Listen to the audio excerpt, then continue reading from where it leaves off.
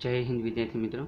आज આપણે MCom semester 4 માં તમારી જે એડવાન્સ કોસ્ટ એન્ડ મેનેજમેન્ટ એકાઉન્ટિંગમાં બીજું ચેપ્ટર છે પ્રક્રિયા પડતર પદ્ધતિ, તો તેનો જે દાખલો 2022માં પૂછવામાં આવેલો છે તેનો આજે આપણે સોલ્યુશન કરાવવાના છીએ।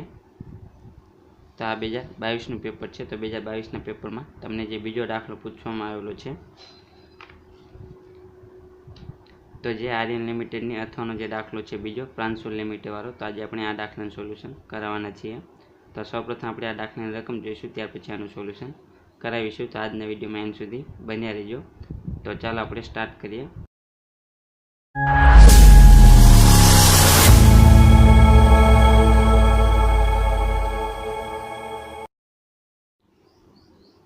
તો સૌપ્રથમ આપણે રકમ જોઈએ। તો રકમમાં આપણને કહેલું છે કે પ્રાંશુલ લિમિટેડ ડિસેમ્બર 2021ના મહિના અંગેની પ્રક્રિયા 2 અંગેની નીચે મુજબની માહિતી રજૂ કરી છે। એટલે કે આપણને અહીં પ્રાંશુલ લિમિટેડની ડિસેમ્બર મહિના માટેની જે પ્રક્રિયા 2 અંગેની વિગત છે તે આપવામાં આવેલી છે। તો સૌપ્રથમ આપણને કીધેલું છે કે અર્ધ તૈયાર માલનો શરૂનો સ્ટોક નથી, એટલે કે પ્રક્રિયા 2 માટેનો જે શરૂનો સ્ટોક છે તે આપણને અહીં આપવામાં આવેલો નથી, તો આપણે તેને ધ્યાનમાં લેવાનો નહીં। ત્યાર પછી આપણને કીધેલું છે કે પ્રક્રિયામાં દાખલ કરેલ એકમો 30,000 એકમો છે અને તેની એકમ દીઠ કિંમત 3 રૂપિયા છે। એટલે કે પ્રક્રિયા 1 ખાતેથી લાવ્યા 30,000 એકમો અને તેની એકમ દીઠ કિંમત 3 રૂપિયા થશે। આપણે અહીં કીધેલું છે કે પ્રક્રિયા 2 અંગેની વિગત નીચે મુજબ આપવામાં આવેલી છે। એનો મતલબ કે આની અગાઉની પ્રક્રિયા, એટલે કે આ જો પ્રક્રિયા 2 હોય તો આની અગાઉની પ્રક્રિયા કઈ ગણાશે? પ્રક્રિયા 1। તો દાખલ કરેલ એકમ કીધું હોય કે પ્રક્રિયા 1 ખાતેથી લાવ્યા એકમો તેમ કીધું હોય તો બંને એક જ થશે, તમારે ખાસ ધ્યાન રાખવાનું છે। તો અહીં આપણને કીધેલું છે કે પ્રક્રિયામાં દાખલ કરેલ એકમો 30,000 છે અને તેની એકમ દીઠ કિંમત 3 રૂપિયા છે। તો આપણે 30,000 એકમો ગુણ્યા એકમ દીઠ પડતર 3 રૂપિયા કરીશું તો આપણને અહીં દાખલ કરેલ એકમની પડતર મળશે। ત્યાર પછી આપણને કીધેલું છે કે ડિસેમ્બર માસ દરમિયાન પ્રક્રિયાનો ખર્ચ, એટલે કે આપણને અહીં પ્રક્રિયા 2 અંગેનો માલ સામાન, મજૂરી અને શિરોપરી ખર્ચ આપેલો છે। તો આપણે જોઈએ તો આપણને પ્રત્યક્ષ માલ સામાન પ્રક્રિયા 2 માટેનો 43,950 આપેલું છે। ત્યાર પછી પ્રત્યક્ષ મજૂરી 63,444 આપેલી છે। ત્યાર પછી શિરોપરી ખર્ચા અથવા તો પરોક્ષ ખર્ચા આપણને 1,26,000 આપેલા છે। તો આ થશે પ્રક્રિયા 2 માટેના ખર્ચા। ત્યાર પછી આપણને કીધેલું છે કે સામાન્ય બગાડ દાખલ કરેલ એકમના 1% લેખે ધ્યાનમાં લેવાય, એટલે કે આપણે જે દાખલ કરેલ એકમ છે 30,000 તો તેના 1% લેખે આપણે સામાન્ય બગાડ ગણવાનો છે। ત્યાર પછી આપણને કીધેલું છે કે પ્રક્રિયાને અંતે અધૂરા એકમો 1,050, એટલે કે આખા સ્ટોકના એકમો થશે 1,050। તો તેની આપણને પૂર્ણતાની કક્ષા પણ આપેલી છે। તો તેની પૂર્ણતાની કક્ષા આપણે જોઈએ તો માલ સામાન માટે 100% છે, મજૂરી માટે 50% અને શિરોપરી ખર્ચ માટે 50%। તો આ થશે આખા સ્ટોક માટે પૂર્ણતાની કક્ષા। ત્યાર પછી આપણને કીધેલું છે કે પ્રક્રિયાને અંતે તૈયાર માલના ઉત્પાદનના એકમો 28,500, એટલે કે તૈયાર માલના અંતે, એટલે કે પછીની પ્રક્રિયામાં લઈ જવાના જે એકમો છે તે આપણે 28,500 ધ્યાનમાં લેવાના છે। અને આપણે જે પછીની પ્રક્રિયામાં લઈ જવાના એકમો છે તેમાંથી આપણે શરૂઆતના જે સ્ટોકના એકમો છે તે આપણે બાદ કરીએ તો આપણને સંપૂર્ણ તૈયાર એકમો પ્રાપ્ત થશે, પરંતુ આપણને અહીં શરૂનો સ્ટોક આપવામાં આવેલો નથી, તો માટે જે આપણે પછીની પ્રક્રિયામાં લઈ જવાના એકમો છે 28,500, તો આ જ આપણા સંપૂર્ણ તૈયાર એકમો પણ ગણાશે। તો આ ખાસ ધ્યાનમાં રાખવાનું છે। તમને જો શરૂના સ્ટોકના એકમો અહીં આપવામાં આવેલા હોય તો આપણે જે પછીની પ્રક્રિયામાં લઈ જવાના એકમો છે 28,500 તેમાંથી બાદ કરશું શરૂના સ્ટોકના એકમો, ત્યાર પછી આપણને સંપૂર્ણ તૈયાર એકમો પ્રાપ્ત થશે। તો આપણને શરૂનો સ્ટોક આપેલો નથી, તો માટે જે પછીની પ્રક્રિયા ખાતે લઈ જવાના એકમો છે તે જ આપણા સંપૂર્ણ તૈયાર એકમો પણ ગણાશે। ત્યાર પછી આપણને કીધેલું છે કે અસામાન્ય બગાડની પૂર્ણતાની કક્ષા, એટલે કે ભંગારની પૂર્ણતાની કક્ષા આપણને આપેલી છે। તો આપણે જોઈએ માલ સામાન માટે 100% આપેલી છે, મજૂરી માટે 80% અને શિરોપરી ખર્ચા માટે 80%, એટલે કે અસામાન્ય બગાડની પૂર્ણતાની કક્ષા આપેલી છે। ત્યાર પછી આપણને કીધેલું છે સામાન્ય બગાડ એકમ દીઠ ₹1ના ભાવે વેચવામાં આવે છે, એટલે કે જે સામાન્ય બગાડના એકમો છે તેની આપણે ગણતરી કરતી વખતે એકમ દીઠ ₹1 ધ્યાનમાં લઈ અને ગણતરી કરવાની છે સામાન્ય બગાડની પડતરની। ત્યાર પછી આપણને અહીં તેવી જ રીતે કીધેલું છે અસામાન્ય બગાડના એકમો એકમ દીઠ ₹2.50ના ભાવે વેચવામાં આવે છે, એટલે કે જે અસામાન્ય બગાડના એકમો છે તેના માટે આપણે એકમ દીઠ કિંમત 2.50 ધ્યાનમાં લેવાની છે। ત્યાર પછી આપણને કીધેલું છે કે ઉપરની માહિતી પરથી પૂર્ણ એકમોની ગણતરી દર્શાવતું પત્રક તૈયાર કરો। ત્યાર પછી એકમ દીઠ પડતરનું ગણતરી દર્શાવતું પત્રક, ત્યાર પછી મૂલ્યાંકનનું પત્રક, ત્યાર પછી પ્રક્રિયા 2નું ખાતું ત્યાર પછી આપણે અસામાન્ય બગાડનું ખાતું તૈયાર કરવાનું છે. તમને જો દાખલામાં સૂચના આપવામાં આવેલી હોય કે ન આપવામાં આવેલી હોય, તમારે દરેક વખતે પૂર્ણ એકમોની ગણતરી દર્શાવતું પત્રક તૈયાર કરવાનું છે. ત્યાર પછી એકમ દીઠ પડતર દર્શાવતું પત્રક તૈયાર કરવાનું છે. ત્યાર પછી મૂલ્યાંકનનું પત્રક, ત્યાર પછી પ્રક્રિયાનું ખાતું, અને ત્યાર પછી તમને જો દાખલામાં અસામાન્ય વધારો પ્રાપ્ત થાય તો અસામાન્ય વધારાનું ખાતું તૈયાર કરવાનું. તમને જો દાખલામાં અસામાન્ય બગાડ પ્રાપ્ત થાય તો અસામાન્ય બગાડનું ખાતું તૈયાર કરવાનું. તો આપણને અહીં કીધેલું જ છે કે અસામાન્ય બગાડનું ખાતું તૈયાર કરો, એટલે કે આપણને અહીં દાખલાની ગણતરી કરતી વખતે અસામાન્ય બગાડ પ્રાપ્ત થશે. તો સૌપ્રથમ આપણે અસામાન્ય બગાડ કે અસામાન્ય વધારો કેટલો થાય છે તેની આપણે ગણતરી કરીશું. તો જ્યારે પણ તમને આ રીતનો દાખલો પૂછાય ત્યારે તમારે સૌપ્રથમ અસામાન્ય બગાડ કે અસામાન્ય વધારાની ગણતરી કરવાની છે. તો ચાલો આપણે દાખલાનું સોલ્યુશન કરીએ. તો સૌપ્રથમ આપણે અસામાન્ય બગાડ કે અસામાન્ય વધારાની ગણતરી કરીશું. તો પ્રાંશુલ લિમિટેડના ચોપડામાં જરૂરી ગણતરી. તો સૌપ્રથમ અસામાન્ય બગાડ કે અસામાન્ય વધારા અંગેની ગણતરી. તો સૌપ્રથમ આપણે આની ગણતરી કઈ રીતે કરીશું? તો સૌપ્રથમ આપણને જે શરૂનો સ્ટોક આપવામાં આવેલો હોય તેને આપણે ધ્યાનમાં લઈશું. તો આપણે જોઈએ કે પ્રક્રિયા 2 માટે આપણને શરૂનો સ્ટોક આપેલો છે કે નથી. તો આપણને કીધેલું છે કે અર્ધ તૈયાર માલનો શરૂનો સ્ટોક નથી, એટલે કે આપણને પ્રક્રિયા 2 માટેનો શરૂનો સ્ટોક આપવામાં આવેલો નથી. તો માટે આપણે અહીં ડેશ કરી દઈશું, એટલે કે આપણે નીલ કરી દઈશું.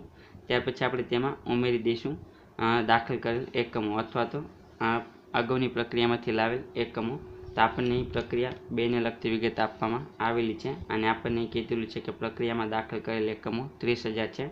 જો આપણને પ્રક્રિયામાં દાખલ કરેલ એકમોની જગ્યાએ એમ કીધું હોય કે પ્રક્રિયા 1 ખાતેથી લાવ્યા 30,000 એકમો, તો પણ આપણે તે શરૂના સ્ટોકમાં ઉમેરી દઈશું. તો આપણે અહીં દાખલ કરેલ એકમો અથવા તો પ્રક્રિયા 1 ખાતેથી લાવેલ એકમો આપણે અહીં ઉમેરી દઈશું, એટલે કે 30,000 એકમો આવશે. તો આપણને શરૂના સ્ટોકના એકમો આપવામાં આવેલા નથી, તો માટે જે દાખલ કરેલ એકમો છે તે જ આપણા કુલ દાખલ કરેલ એકમો થશે, એટલે કે 30,000 આવશે. ત્યાર પછી આપણે તેમાંથી આખા સ્ટોકના એકમો છે તે આપણે બાદ કરીશું. તો દરેક વખતે તમારે આ જ પ્રમાણે અને આ જ ફોર્મેટમાં ગણતરી કરવાની છે, આમાં કોઈ જ ફેરફાર આવશે નહીં. તો તમારે આ ફોર્મેટ યાદ રાખી લેવાનું છે. તો આખા સ્ટોકના એકમો, તો આખા સ્ટોકના એકમો આપણે જોઈએ તો આપણને કીધેલું છે કે પ્રક્રિયાના અંતે અધૂરા એકમો 1050. તો આ થશે આપણા આખા સ્ટોકના એકમો. તો આપણે આખા સ્ટોકના એકમો 1050 ધ્યાનમાં લઈશું, અને દાખલ કરેલ એકમમાંથી આપણે આખા સ્ટોકના એકમો બાદ કરીશું 1050. તો આપણને ઉત્પાદનના એકમો મળશે 28,950. તો આ થશે આપણા ઉત્પાદનના એકમો. ત્યાર પછી ઉત્પાદનના એકમોમાંથી આપણે સામાન્ય બગાડ બાદ કરીશું. તો સામાન્ય બગાડના એકમો, તો સામાન્ય બગાડની ગણતરી આપણે કઈ રીતે કરવાની છે? તો આપણને દાખલામાં સૂચના આપવામાં આવેલી છે કે સામાન્ય બગાડ દાખલ કરેલ એકમના 1% લેખે આપણે ગણતરી કરવાની છે. તો દાખલ કરેલ એકમ, તો આપણને દાખલામાં કીધેલું છે કે પ્રક્રિયામાં દાખલ કરેલ એકમ કેટલા છે? 30,000 એકમ. તો આપણે 30,000 એકમના 1% આપણે ગણતરી કરવાની છે. તો 30,000ના 1% એટલે કે 300 એકમ થશે. તો સામાન્ય બગાડ માટેના એકમો આવશે 300. તમને જો અહીં એમ કહેવામાં આવ્યું હોય કે સામાન્ય બગાડ એ ઉત્પાદનના 1% છે, તો આપણે જે ઉત્પાદનના એકમો છે તેના 1% ગણતરી કરવાની છે. પરંતુ આપણને જો દાખલ કરેલ એકમ કીધું હોય ત્યારે આપણે જે અગાઉની પ્રક્રિયામાંથી લાવ્યા હોય તે એકમ ધ્યાનમાં લેવાના, અથવા તો જે દાખલ કરેલ એકમ છે તે આપણે ધ્યાનમાં લેવાના, બંને એક જ થશે. તો આપણે 30,000ને 1% કરીશું તો આપણને અહીં 300 એકમ મળશે. ત્યાર પછી ઉત્પાદનના એકમમાંથી આપણે સામાન્ય બગાડના એકમો બાદ કરીશું 300. તો આપણને અહીં સામાન્ય ઉત્પાદનના એકમો મળશે 28,650. તો આ થશે આપણા સામાન્ય ઉત્પાદનના એકમો. ત્યાર પછી આપણે જે પછીની પ્રક્રિયામાં લઈ જવાના એકમો છે તે આપણે બાદ કરીશું. તો આપણને અસામાન્ય બગાડ કે અસામાન્ય વધારો મળશે. તો આપણે સામાન્ય ઉત્પાદનના એકમમાંથી આપણે પછીની પ્રક્રિયામાં લઈ જવાના એકમો કેટલા છે તે આપણે જોઈએ. તો આપણને અહીં કીધેલું છે કે પ્રક્રિયાને અંતે તૈયાર માલના ઉત્પાદનના એકમો 28,500, એટલે કે પછીની પ્રક્રિયામાં લઈ જવાના એકમો 28,500 આપણે ધ્યાનમાં લેવાના છે. તો આપણે પછીની પ્રક્રિયામાં લઈ જવાના એકમો આવશે 28,500. તો આપણે સામાન્ય ઉત્પાદનના એકમોમાંથી આપણે પછીની પ્રક્રિયામાં લઈ જવાના એકમો આપણે બાદ કરીશું. તો આપણને અસામાન્ય બગાડ કે અસામાન્ય વધારો મળશે. તો આપણે જોઈએ તો સામાન્ય ઉત્પાદનના એકમો કેટલા છે? 28,650. તેમાંથી આપણે પછીની પ્રક્રિયામાં લઈ જવાના એકમો કેટલા? 28,500. તો તે આપણે બાદ કરીશું. ત્યાર પછી તમારે જોવાનું છે કે સામાન્ય ઉત્પાદનના એકમ કરતાં આપણે જે પછીની પ્રક્રિયામાં લઈ જવાના એકમો છે તે વધુ હોય તો આપણને અસામાન્ય વધારો મળશે. જો પછીની પ્રક્રિયામાં લઈ જવાના એકમો સામાન્ય ઉત્પાદનના એકમ કરતાં ઓછા હોય તો આપણને અસામાન્ય બગાડ મળશે. તો આપણે જોઈએ તો સામાન્ય ઉત્પાદનના એકમો 28,650 છે, જ્યારે પછીની પ્રક્રિયામાં લઈ જવાના એકમો 28,500, એટલે કે આની કરતાં પછીની પ્રક્રિયામાં લઈ જવાના જે એકમો છે તે ઓછા છે તો આપણને અહીં અસામાન્ય બગાડ મળશે. જો પછીની પ્રક્રિયામાં લઈ જવાના એકમો વધુ હોય તો આપણને અસામાન્ય વધારો મળશે. તો આપણે અહીં ખાસ ધ્યાનમાં રાખવાનું છે. તો આપણને અહીં અસામાન્ય બગાડ મળશે 150 એકમોનો. તો આ થશે આપણો અસામાન્ય બગાડ. ત્યાર પછી આપણે પૂર્ણ એકમોની ગણતરી કરવાની છે. તો સૌપ્રથમ આપણે સંપૂર્ણ તૈયાર એકમોની ગણતરી કરીએ. તો પછીની પ્રક્રિયામાં લઈ જવાના એકમો કેટલા છે? 28,500. અને જે પૈકી શરૂના સ્ટોકના એકમો કેટલા છે તો તે આપણને અહીં આપવામાં આવેલા નથી. તો માટે આપણે જે 28,500 એકમો છે પછીની પ્રક્રિયા ખાતે લઈ જવાના તે જ આપણા સંપૂર્ણ તૈયાર એકમો ગણાશે. તો આપણને શરૂના સ્ટોકના એકમો આપવામાં આવેલા હોય દાખલામાં તો તે આપણે જે પછીની પ્રક્રિયા ખાતે લઈ જવાના એકમો છે તેમાંથી આપણે શરૂના સ્ટોકના એકમો બાદ કરવાના. ત્યાર પછી જે આપણને એકમો પ્રાપ્ત થાય તે આપણા સંપૂર્ણ તૈયાર એકમો ગણવાના. પરંતુ આપણને શરૂનો સ્ટોક આપવામાં આવેલો નથી તો આપણે જે પછીની પ્રક્રિયા ખાતે લઈ જવાના એકમો છે તે જ આપણા સંપૂર્ણ તૈયાર એકમો ગણાશે. તો આ થશે આપણા સંપૂર્ણ તૈયાર એકમો જે આપણને દાખલામાં આપવામાં આવેલા છે કે પ્રક્રિયાને અંતે તૈયાર માલના ઉત્પાદનના એકમો 28,500 એટલે કે પછીની પ્રક્રિયામાં લઈ જવાના એકમો 28,500 આ જ આપણા સંપૂર્ણ તૈયાર એકમો બનશે. ત્યાર પછી આપણે પૂર્ણ એકમોની ગણતરી દર્શાવતું પત્રક તૈયાર કરીશું. તો તેમાં આપણે સૌપ્રથમ વિગત, ત્યાર પછી એકમો, ત્યાર પછી માલ સામાન, મજૂરી અને શિરોપરી ખર્ચા અથવા તો પરોક્ષ ખર્ચા આપણે અહીં ધ્યાનમાં લઈશું. અને આ ત્રણેય માટે આપણે પૂર્ણતાની કક્ષા અને પૂર્ણ એકમો ધ્યાનમાં લઈશું. તો સૌપ્રથમ આપણે જ્યારે પણ આ રીતનું પત્રક આપણે તૈયાર કરીએ પૂર્ણ એકમોની ગણતરી દર્શાવતું, ત્યારે આપણે સૌપ્રથમ આ પત્રકમાં શરૂનો સ્ટોક ધ્યાનમાં લેવાનો છે. તો શરૂનો સ્ટોક આપણે જોઈએ તો આપણને દાખલામાં અર્ધ તૈયાર માલનો શરૂનો સ્ટોક નથી એટલે કે આપણને શરૂનો સ્ટોક પ્રક્રિયા 2 માટેનો આપવામાં આવેલો નથી. તો માટે આપણે નીલ કરી દઈશું. તો શરૂના સ્ટોક અંગે કોઈ પણ વિગત આવશે નહીં. ત્યાર પછી આપણે સંપૂર્ણ તૈયાર એકમો ધ્યાનમાં લઈશું. તો સંપૂર્ણ તૈયાર એકમો આપણને કેટલા મળશે તો આપણે તેની ગણતરી કરેલી છે. તો સંપૂર્ણ તૈયાર એકમો આવશે 28,500. તો તે જ આપણે ધ્યાનમાં લઈશું. ત્યાર પછી જે સંપૂર્ણ તૈયાર એકમો છે તેના માટે માલ સામાન, મજૂરી અને શિરોપરી ખર્ચમાં આપણે પૂર્ણતાની કક્ષા 100% ધ્યાનમાં લઈશું. કારણ કે સંપૂર્ણ તૈયાર એકમો એટલે કે બધા એકમો તૈયાર થઈ ગયા છે. તો આપણે સંપૂર્ણ તૈયાર એકમોમાં દરેક વખતે પૂર્ણતાની કક્ષા 100% અને 100% ધ્યાનમાં લઈશું. એટલે કે માલ સામાનના એકમો આવશે 28,500, મજૂરી માટે પણ 28,500 અને શિરોપરી ખર્ચ માટે પણ 28,500. તો માટે સંપૂર્ણ તૈયાર એકમો દરેક વખતે 100% આપણે ધ્યાનમાં લેવાના છે દરેક દાખલામાં. ત્યાર પછી આપણે સામાન્ય બગાડના એકમો છે તે આપણે ધ્યાનમાં લઈશું.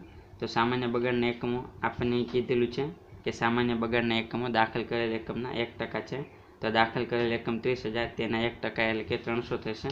તો તે આપણે ધ્યાનમાં લઈશું.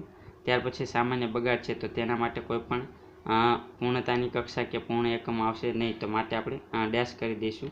દરેક વખતે સામાન્ય બગાડ માટે આપણે માલ સામાન, મજૂરી કે શિરોપરી ખર્ચ માટે કોઈ પણ પૂર્ણતાની કક્ષા કે પૂર્ણ એકમો આવશે નહીં. દરેક વખતે આપણે અહીં ડેશ કરવાનું આવશે.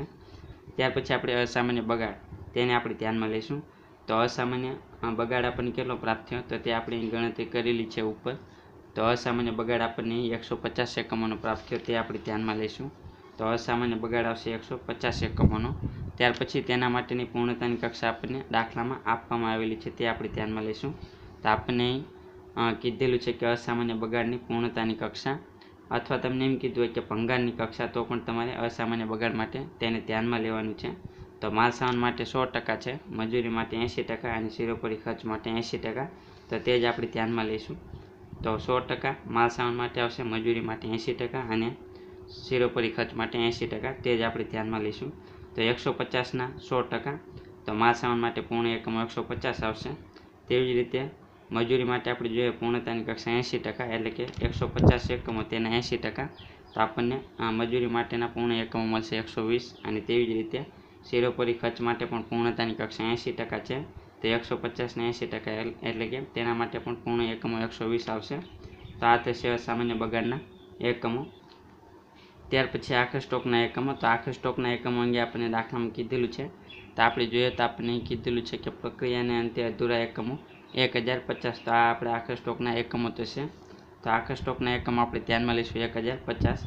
ત્યાર પછી તેની પૂર્ણતાની કક્ષા પણ આપણને દાખલામાં આપવામાં આવેલી છે. તો તે જ આપણે ધ્યાનમાં લેવાની છે. તો આપણે જોઈએ પૂર્ણતાની કક્ષા. તો આપણને કીધેલું છે કે પ્રક્રિયાની અંતે અધૂરા એકમો 1050 અને તેની પૂર્ણતાની કક્ષા માલ સામાન માટે 100%, મજૂરી માટે 50 અને શિરોપરી ખર્ચ માટે 50%. તો આજ આપણે ધ્યાનમાં લઈશું. તો આખા સ્ટોક માટે આપણે જોઈએ તો માલ સામાનમાં 100% આવશે પૂર્ણતાની કક્ષા, મજૂરીમાં 50% અને શિરોપરી ખર્ચમાં 50%, એટલે કે 1050 એકમોના 100% આપણે કરીશું તો આપણને માલ સામાન માટે પૂર્ણ એકમો મળશે 1050. તેવી જ રીતે મજૂરી માટે પૂર્ણતાની કક્ષા 50%, તો 1050ના 50% એટલે કે 525 આવશે મજૂરી માટેના પૂર્ણ એકમો. અને તેવી જ રીતે શિરોપરી ખર્ચ માટે પૂર્ણતાની કક્ષા આવશે 50%, તો 1050ના 50% એટલે કે 525 એકમો આવશે શિરોપરી ખર્ચ માટેના. તો આ થશે આપણા એકમો. ત્યાર પછી આપણે આ બધાનો ટોટલ કરી દઈશું તો આપણને પૂર્ણ એકમો મળશે. તો સૌપ્રથમ એકમોનો આપણે ટોટલ કરી દઈએ તો આપણને પૂર્ણ એકમો 30,000 મળશે. ત્યાર પછી જે માલ સામાન છે તેના એકમોનો આપણે ટોટલ કરીએ તો આપણને પૂર્ણ એકમો મળશે 29,700. તેવી જ રીતે મજૂરીના જે એકમો છે તેનો આપણે ટોટલ કરીશું તો આપણને મળશે 29,145. અને તેવી જ રીતે શિરોપરી ખર્ચ માટે આપણે ટોટલ કરીએ એકમોનો તો આપણને મળશે 29,145. તો આ થશે આપણા પૂર્ણ એકમો. તો આપણે આની અગાઉનો જે દાખલો ગણાયેલો છે 2021નો આશા લિમિટેડ વાળો, તો તેમાં આપણને અસામાન્ય વધારો પ્રાપ્ત થતો હતો. તો જ્યારે અસામાન્ય વધારો પ્રાપ્ત થતો હોય ત્યારે આપણે શરૂનો સ્ટોક, સંપૂર્ણ તૈયાર એકમો, સામાન્ય બગાડ અને આખા સ્ટોક આ બધાનો ટોટલ કરી અને તેમાંથી અસામાન્ય વધારો બાદ કરવાનો. ત્યાર પછી આપણને પૂર્ણ એકમો પ્રાપ્ત થશે. પરંતુ જ્યારે અસામાન્ય બગાડ આપેલો હોય ત્યારે આપણે આ રીતે બધો ટોટલ કરવાનો છે અને ત્યારે આપણને પૂર્ણ એકમો મળશે. તો આ રીતે પૂર્ણ એકમોની ગણતરી દર્શાવતું પત્રક તમારે તૈયાર કરવાનું છે. આનું આ જ ફોર્મેટ આવશે, આ ફોર્મેટમાં કોઈ ફેરફાર થશે નહીં. તમને જ્યારે અસામાન્ય વધારો આપેલો હોય તો અસામાન્ય વધારો ધ્યાનમાં લેવાનો, અસામાન્ય બગાડ આપેલો હોય તો અસામાન્ય બગાડ ધ્યાનમાં લેવાનો. તો આ થશે પૂર્ણ એકમોની ગણતરી દર્શાવતું પત્રક. ત્યાર પછી આપણને કીધેલું છે કે એકમ દીઠ પડતરની ગણતરી દર્શાવતું પત્રક તૈયાર કરો, તો આપણે તે પત્રક તૈયાર કરીશું. તો આપણને દાખલામાં સૂચના આપવામાં આવેલી હોય કે ના આપવામાં આવેલી હોય, જ્યારે પણ આપણે જે પ્રક્રિયા પડતર પદ્ધતિનો દાખલો છે તેનું આપણે સોલ્યુશન કરીશું ત્યારે આપણે સૌપ્રથમ અસામાન્ય બગાડ કે અસામાન્ય વધારાની ગણતરી કરીશું. ત્યાર પછી આપણે પૂર્ણ એકમોની ગણતરી દર્શાવતું પત્રક તૈયાર કરીશું. ત્યાર પછી આપણે એકમ દીઠ પડતરની ગણતરી દર્શાવતું પત્રક આપણે તૈયાર કરીશું. તો આપણે સૌપ્રથમ તેમાં વિગત, ત્યાર પછી કુલ ખર્ચ રૂપિયા, ત્યાર પછી પૂર્ણ એકમો અને આપણે એકમ દીઠ રૂપિયા ધ્યાનમાં લઈશું. તો સૌપ્રથમ આપણે આ એકમ દીઠ પડતરની ગણતરી દર્શાવતા પત્રકમાં સૌપ્રથમ આપણે જે દાખલ કરેલ એકમ છે તે આપણે ધ્યાનમાં લઈશું, એટલે કે જે આપણે પ્રક્રિયા એકમાંથી લાવેલ એકમો છે તે આપણે ધ્યાનમાં લઈશું.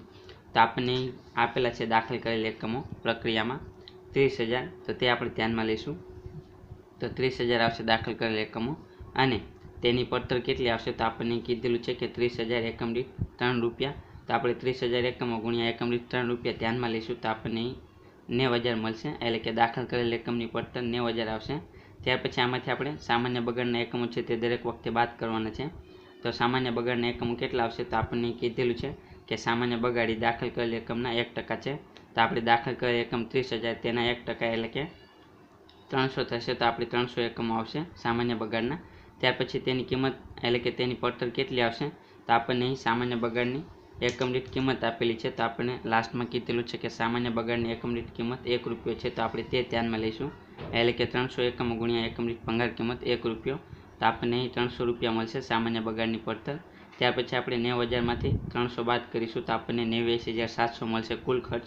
તેવી જ રીતે જે એકમો છે દાખલ કરેલ 30,000 અને સામાન્ય બગાડના 300 તે આપણે બાદ કરીશું, એટલે કે 30,000 એકમો માઇનસ 300, તો આપણને અહીં પૂર્ણ એકમો મળશે 29,700.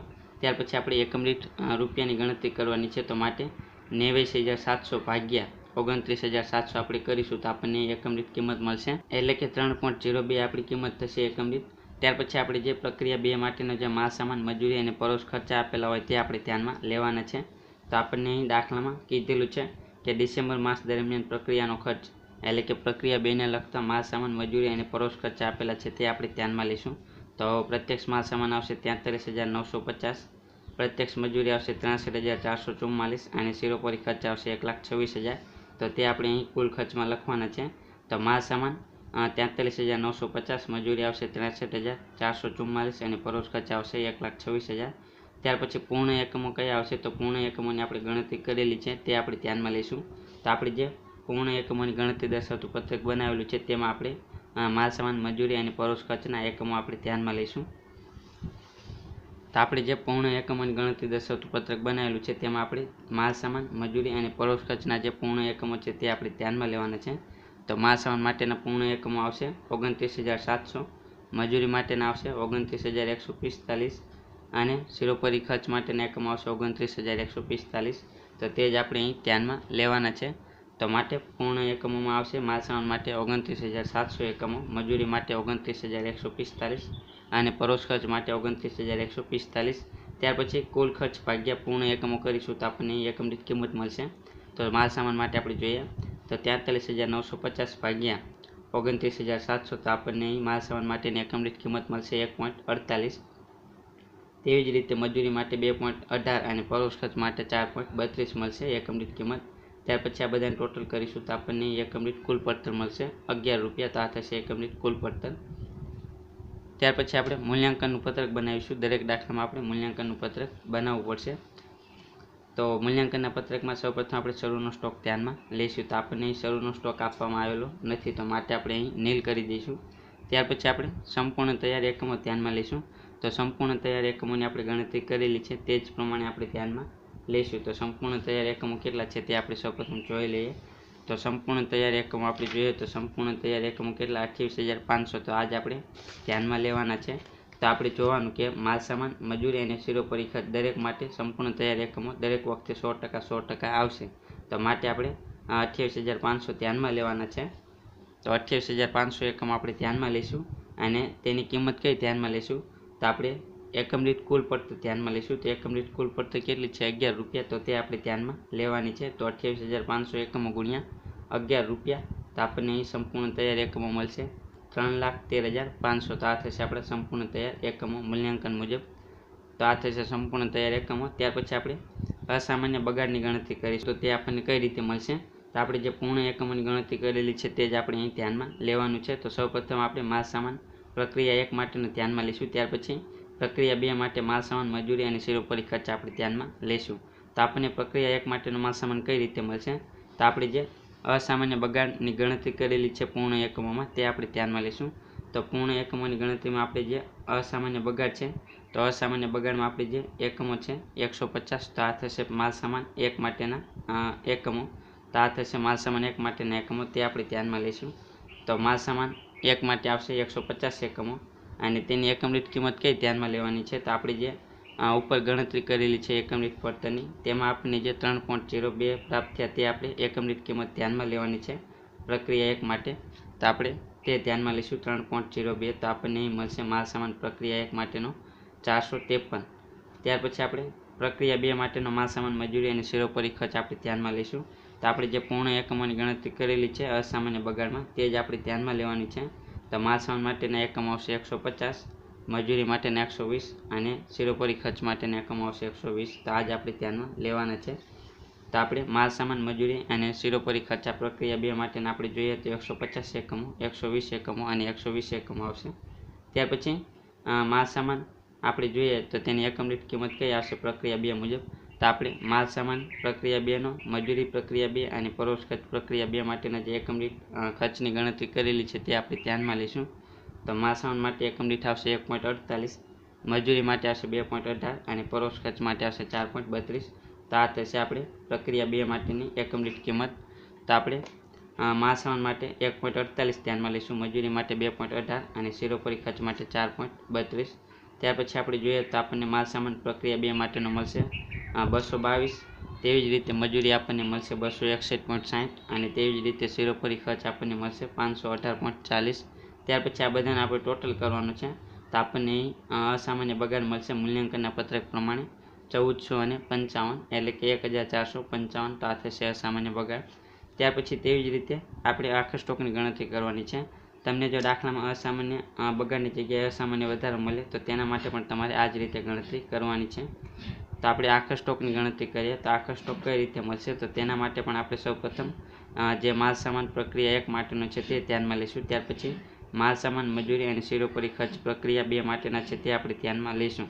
તો સૌપ્રથમ આપણને માલસામાન પ્રક્રિયા 1 માટેનું કઈ રીતે મળશે તો જે આખા સ્ટોકની આપણે ગણતરી કરેલી છે પૂર્ણ એકમોની તે આપણે ધ્યાનમાં લઈશું. તો તેમાં આપણે જોવાનું આખા સ્ટોકના એકમો કેટલા છે 1050. તો આ આપણે ધ્યાનમાં લેવાના છે સૌપ્રથમ. તો 1050 એકમો છે તે માલસામાન પ્રક્રિયા 1 માટેના આવશે. તો માલસામાન પ્રક્રિયા 1 માટેની એકમ દીઠ કિંમત કઈ આવશે તો આપણે જે ઉપર ગણતરી કરેલી છે તે જ આવશે 3.02. તો આ થશે માલસામાન પ્રક્રિયા 1 માટેની એકમ દીઠ કિંમત. તો 3.02. તો આપણે 1050 એકમો ગુણ્યા 3.02 કરીશું તો આપણને 3171 મળશે। તેવી જ રીતે પછી આપણે માલ સામાન મજૂરી અને શિરોપરી ખર્ચ પ્રક્રિયા 2 માટેના છે તે આપણે ધ્યાનમાં લેવાના છે। તો આપણે જોઈએ તો આખા સ્ટોકમાં આપણે જોઈશું માલ સામાનના એકમો કેટલા છે 1050, મજૂરી માટેના 525 અને શિરોપરી ખર્ચ માટેના 525। તો આ એકમો આપણે ધ્યાનમાં લઈશું। તો આ થશે માલ સામાન પ્રક્રિયા 2 માટેના એકમો 1050, મજૂરી આવશે 525 એકમો અને શિરોપરી ખર્ચના આવશે 525 એકમો। ત્યાર પછી એકમ દીઠ કિંમત કઈ આવશે તો જે પ્રક્રિયા 2 માટેની કિંમત છે એકમ દીઠ તે આપણે ધ્યાનમાં લઈશું। તો માલ સામાન એકમ દીઠ આવશે 1.48, મજૂરી આવશે 2.18 અને પરોક્ષ ખર્ચ આવશે 4.32। તો તે આપણે ધ્યાનમાં લઈશું એકમ દીઠ।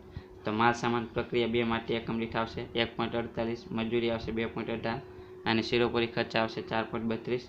ત્યાર પછી આપણે આ બધાનું ટોટલ કરીશું તો આપણને અહીં આખો સ્ટોક મળશે મૂલ્યાંકનના પત્રક પ્રમાણે। તો આપણે જોઈએ તો આપણને અહીં મળશે 8138। તો આ થશે આપણો આખો સ્ટોક મૂલ્યાંકનના પત્રક પ્રમાણે। તો એટલી ગણતરી કર્યા પછી આપણે અહીં જે પછીની પ્રક્રિયામાં લઈ જવાની પડતર છે તેની આપણે અહીં ગણતરી કરીશું। તો પછીની પ્રક્રિયા ખાતે લઈ જવાની પડતર એટલે કે આપણને અહીં પ્રક્રિયા 2 માટેની વિગત આપવામાં આવેલી છે।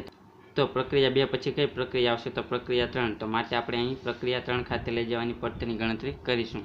તો પ્રક્રિયા 3 ખાતે લઈ જવાની પડતર આપણને કઈ રીતે મળશે તો સૌપ્રથમ આપણને દાખલામાં શરૂના સ્ટોકની પડતર આપેલી છે તે આપણે ધ્યાનમાં લેવાની। તો આપણે જોઈએ તો આપણને અહીં આ દાખલામાં શરૂનો સ્ટોક આપવામાં આવેલો નથી તો તેની પડતર પણ આપણને અહીં મળી શકશે નહીં। તો માટે આપણે શરૂના સ્ટોકની પડતર નીલ કરી દઈશું। ત્યાર પછી આપણે શરૂના સ્ટોકની પડતર જે મૂલ્યાંકનના પત્રક પ્રમાણે આપણને પ્રાપ્ત થઈ તે આપણે અહીં ધ્યાનમાં લઈશું। તો આપણને શરૂના સ્ટોકની પડતર દાખલામાં આપવામાં આવેલી નથી તો આપણને મૂલ્યાંકનના પત્રકમાં પણ મળશે નહીં તો માટે આપણે અહીં નીલ કરી દઈશું।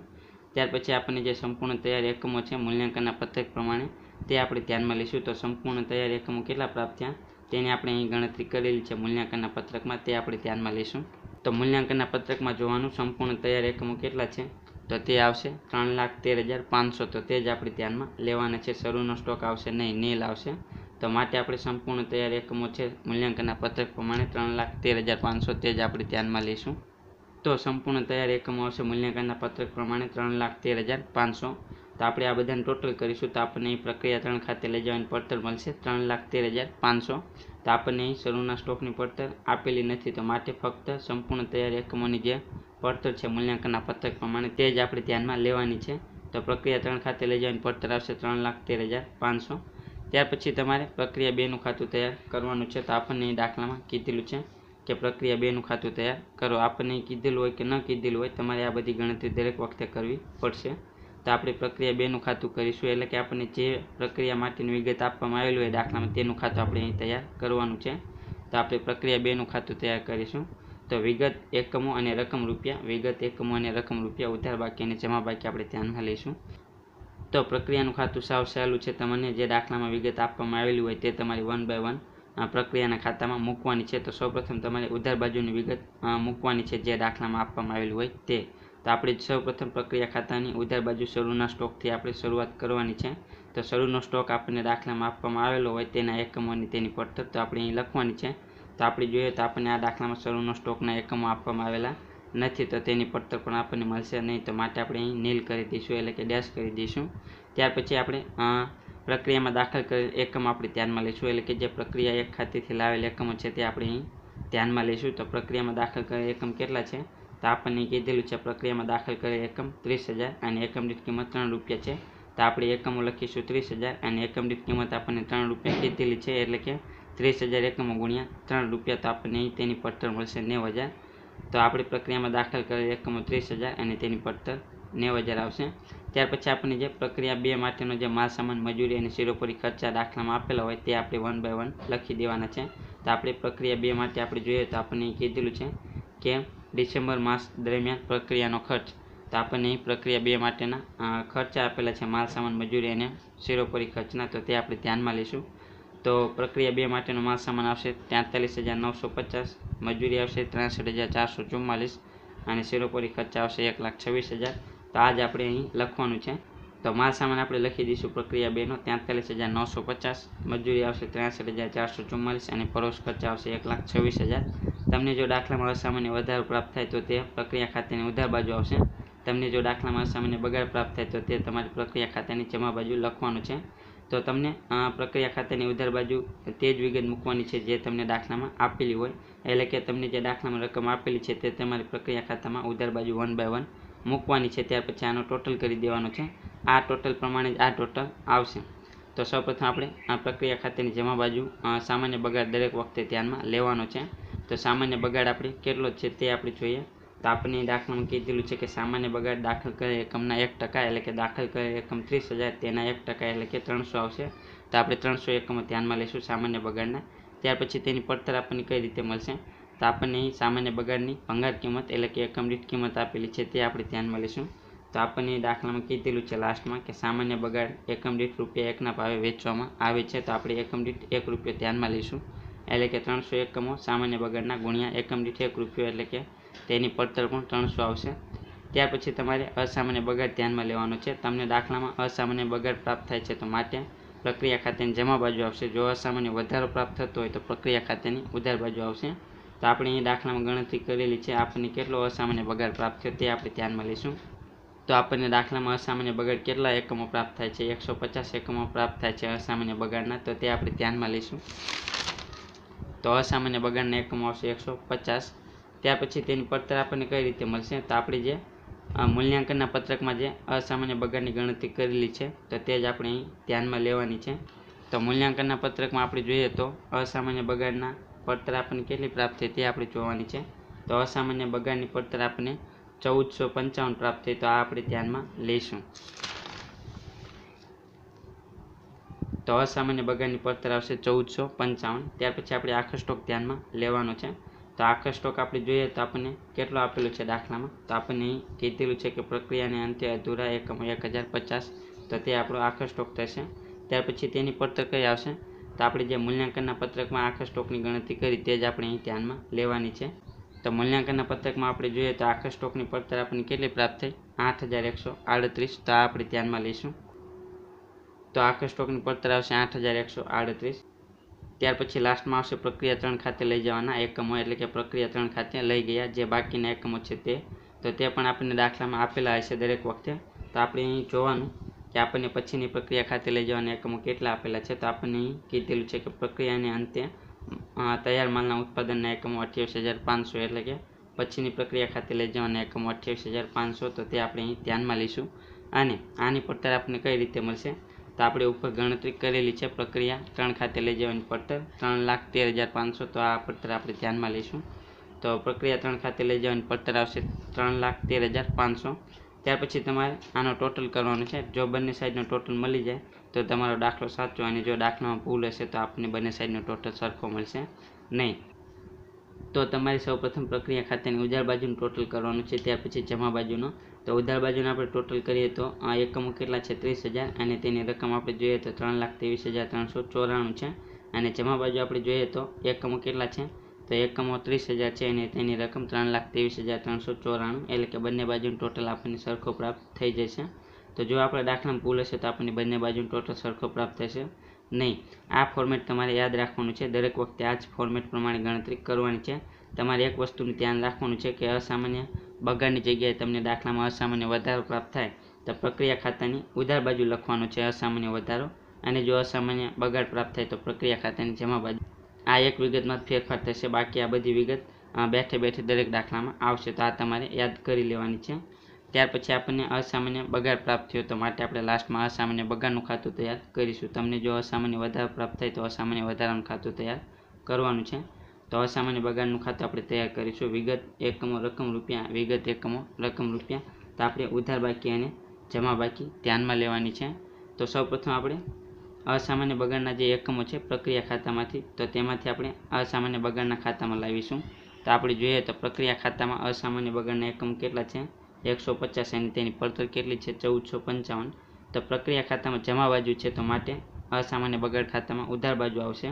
તો આપણે અસામાન્ય બગાડ ખાતામાં ઉધાર બાજુ લખીશું પ્રક્રિયા 2 ખાતેથી લાવ્યા, તો તેના એકમો કેટલા છે 150, અને તેની પડતર કેટલી છે 1455. તો તે આપણે ધ્યાનમાં લેવાની છે. ત્યાર પછી આપણે જે અસામાન્ય બગાડના એકમો છે તેનું આપણે ભંગાર કિંમતે વેચાણ કરીશું. તો માટે આપણે પ્રક્રિયા ખાતામાં જમા બાજુ લખવાનું કે બેંક ખાતે ભંગારનું વેચાણ. તો આપણે કેટલા એકમો છે, તો આપણે 150 એકમો છે તો તે જ આવશે, અને તેનું વેચાણ આપણે કઈ કિંમતે કરીશું તો આપણને અસામાન્ય બગાડ માટેની એકમ દીઠ કિંમત આપેલી છે તે આપણે ધ્યાનમાં લઈશું. તો આપણને કીધેલું છે કે અસામાન્ય બગાડના એકમો એકમ દીઠ 2.50 લેખે વેચવાના છે. તો આપણે અહીં 150 એકમોને એકમ દીઠ 2.50 રૂપિયા લેખે વેચાણ કરીશું. તો આપણને અહીં 375 મળશે. તો આ થશે આપણું ભંગાર કિંમતે વેચાણ. ત્યાર પછી આપણે જે પ્રક્રિયા 2 ખાતેથી લાવ્યા તેનું આપણે ટોટલ કરીશું. તો 150 એકમો અને તેની રકમ આવશે 1455. તે બંને સાઈડ આપણે લખી દઈશું. ત્યાર પછી જે 1455 છે તેમાંથી આપણે 375 બાદ કરીશું. તો આપણને અહીં ખોટ થશે 1080 રૂપિયાની. તો આ થશે આપણી ખોટ.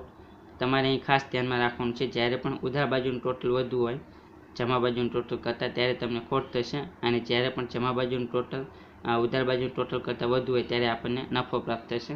તો આ થશે આપણું અસામાન્ય બગાડનું ખાતું. તો આ રીતે તમારે આ દાખલાની ગણતરી કરવાની છે. તો આ દાખલાની ગણતરી અહીં પૂરી થાય છે. દરેક વખતે તમારે જ્યારે પણ બીજા ચેપ્ટરનો દાખલો પૂછાય ત્યારે તમારે આ જ રીતે આ જ ફોર્મેટમાં ગણતરી કરવાની છે. તો તમારે સૌથી પહેલાં અસામાન્ય બગાડ કે અસામાન્ય વધારાની ગણતરી કરવાની છે. ત્યાર પછી પૂર્ણ એકમોની ગણતરી કરવાની છે. ત્યાર પછી તમારે એકમ દીઠ પડતરની ગણતરી દર્શાવતું પત્રક તૈયાર કરવાનું છે. ત્યાર પછી તમારે મૂલ્યાંકનનું પત્રક તૈયાર કરવાનું છે. ત્યાર પછી તમારે જે પછીની પ્રક્રિયા ખાતે લઈ જવાની પડતર છે તેની ગણતરી કરવાની છે. ત્યાર પછી તમારે પ્રક્રિયાનું ખાતું કરવાનું છે, એટલે કે તમને જે પ્રક્રિયાને લગતી વિગત આપવામાં આવેલી હોય તે પ્રક્રિયાનું ખાતું તૈયાર કરવાનું છે. અને ત્યાર પછી લાસ્ટમાં તમને દાખલામાં જો અસામાન્ય બગાડ પ્રાપ્ત થાય તો અસામાન્ય બગાડનું ખાતું તૈયાર કરવાનું, તમને જો અસામાન્ય વધારો પ્રાપ્ત થાય તો અસામાન્ય વધારાનું ખાતું તૈયાર કરવાનું. તો આ રીતે આ જ ફોર્મેટમાં ગણતરી કરવાની છે. આમાં કોઈ જ ફેરફાર આવશે નહીં. તો આ ખાતું તમારે ખાસ યાદ રાખવાનું છે, પ્રક્રિયા ખાતાનું. આમાં બધી વિગત આ જ આવશે દરેક વખતે. તમારે ફક્ત એક ધ્યાન રાખવાનું છે, અસામાન્ય બગાડ હોય તો પ્રક્રિયા ખાતાની જમા બાજુ લખવાનું, અસામાન્ય વધારો હોય તો પ્રક્રિયા ખાતાની ઉધાર બાજુ લખવાનું છે. તો આ દાખલાનું સોલ્યુશન અહીં પૂરું થાય છે.